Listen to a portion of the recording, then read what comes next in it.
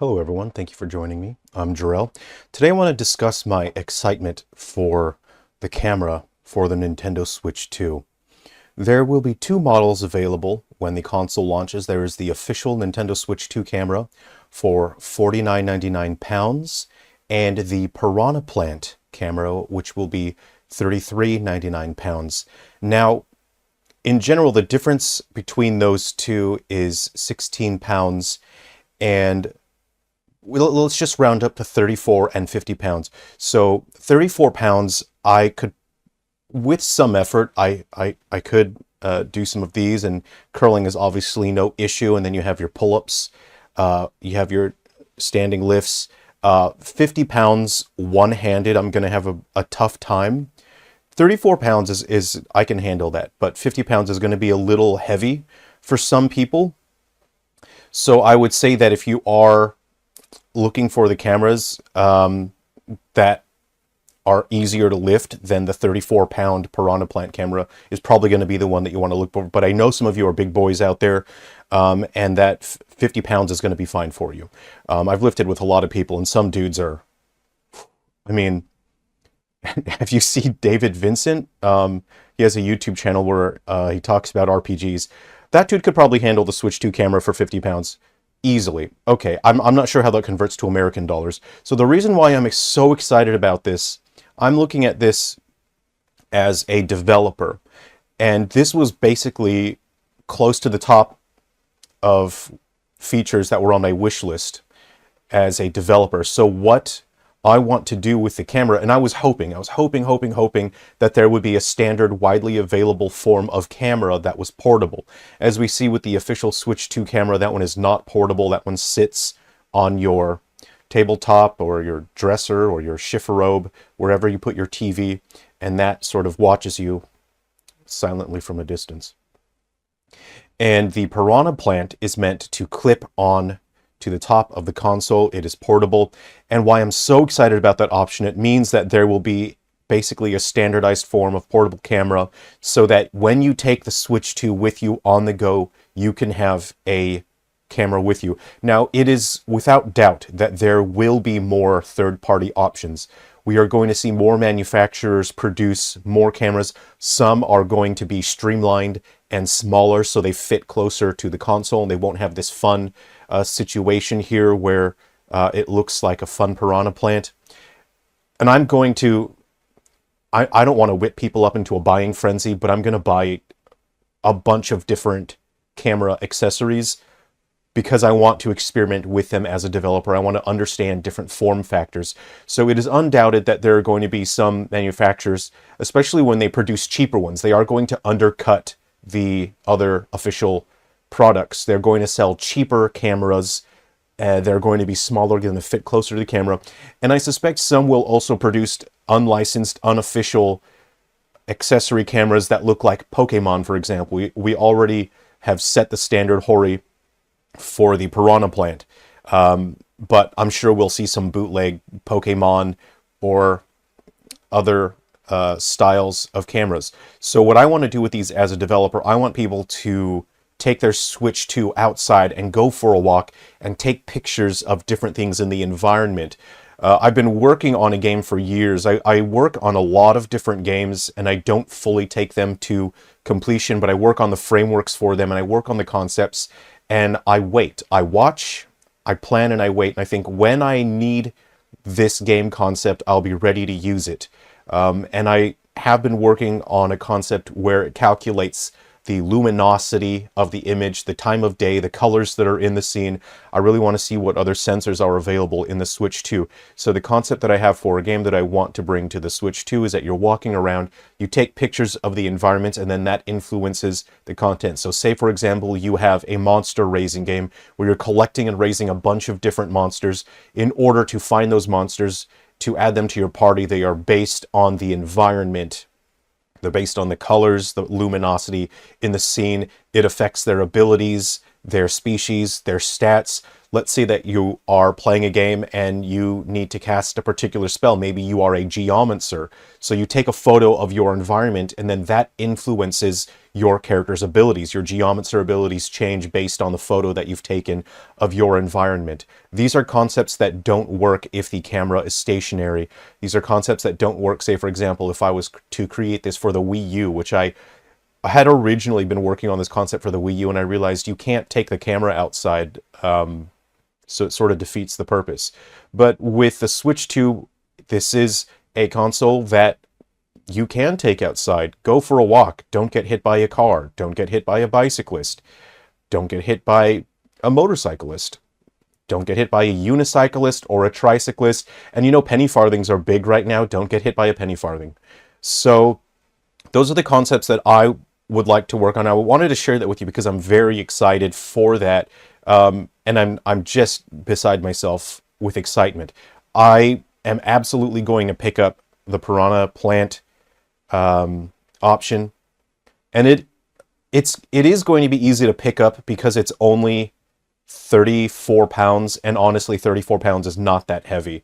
Only a small child would have difficulty picking up the Piranha Plant. You'd be able to keep that with you in your Switch 2 case, go for a walk. So I'm going to be working on game concepts that lean into that functionality, just something fun and exciting, and you're interacting with the world, and it incentivizes you to go to different places and take different pictures of different scenes and environments, and that will help generate, you know, your monsters or your spells, your items, your weapons, something cool, something fun. So that's what I have been planning, but I'm still very much working on my Switch games. Someone asked me if I will still support Switch 1 even right up until the very end.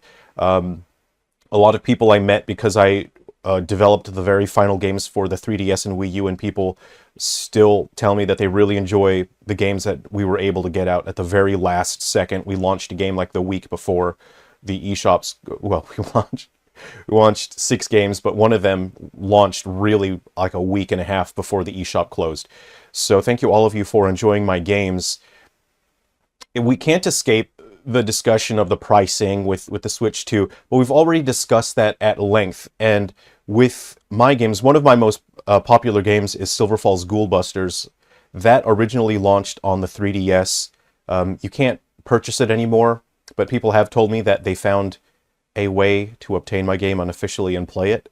And I'm just gonna say, we're all gamers here, man. I'm cool, baby. If you can find an unofficial way to enjoy my game, then hey, I'm glad you're having fun. And if you would like to support me, you can pick up Ghoul Busters on the Nintendo Switch eShop. It is exclusive to the eShop, but I understand, look, we all have limited budgets. Everything in our lives is more expensive. Living expenses, food, everything's more expensive, and I've just been considering, and I mean, personally for me, it's upsetting to see people like me that want to enjoy games, and we're priced out of being able to pick up every game that we want, and I'm trying to just consider that and take that into account. So I'm working on a version of Ghoul Busters, Silver Falls Ghoul Busters, that is not official. It's not an official release, but it will be a full version of the game totally for free.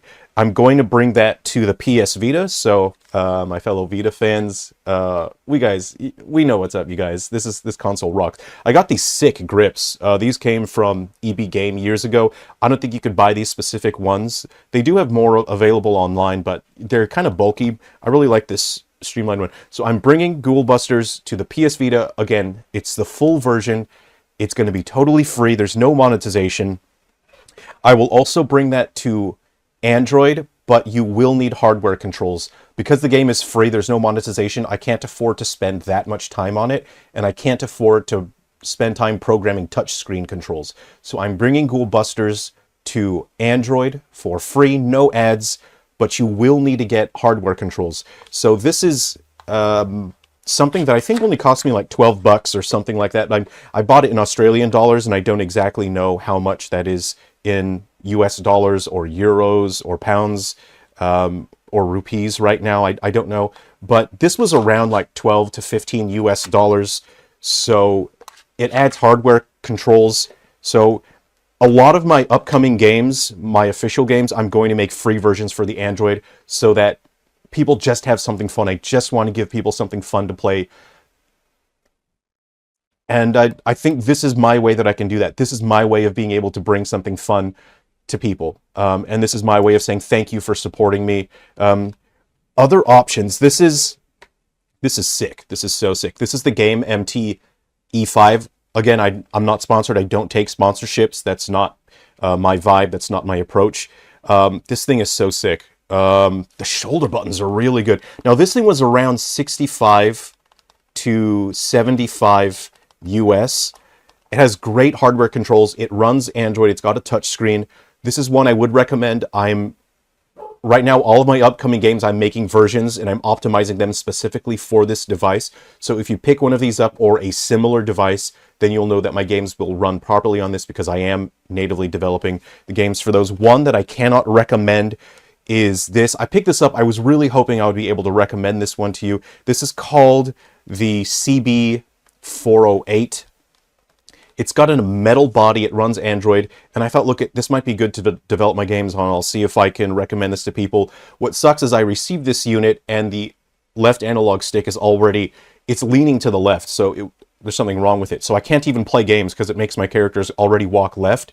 And an even bigger problem is that this will not hold battery charge on standby or power down. I had this fully charged last night. I fully turned it off. 6 hours later, battery's totally dead. I can't even power it on, which means if you have this unit, I mean, you're constantly walking left and you can't leave it off charge. You have to have it constantly plugged in. So that sucks because this is really good. It's extremely comfortable. The screen is decent. I like these rubberized pads. It feels cool, but the manufacturing and quality assurance on this is really bad. And CB408, the CB stands for chicken bake, and I don't know why they didn't get more attention to the quality of their manufacturing. Now, the reason why I recommend the Game MT is that this is a company that actually listens to their audience and their customers. When people have complaints and feedback about their products, Game MT actually listens. They adjust their prices, they adjust their hardware to make it more affordable, and when people say there is something about the hardware that they don't like, then Game MT actually fixes it. Now, this particular model of the Game MT does not have a D-pad, it has a D-dish.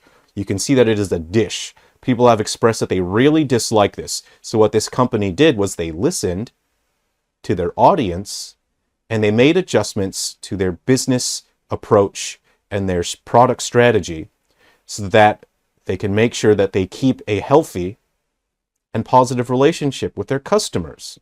So this is an older model. It's only about 5 or 6 months old. It's still very good. I like this device. I'm not super bothered by the D-dish.